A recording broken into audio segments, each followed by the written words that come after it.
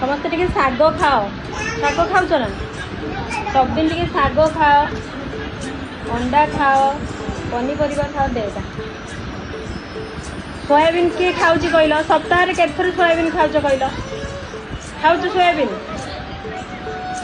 सी एका खाऊ सार आउ किए खाऊन बिनु एका खाऊँ सोयाबीन आउ किए खाऊन 117 तोर सुगर 10 पॉइंट है हिमोग्लोबिन यार आयरन अच्छे ना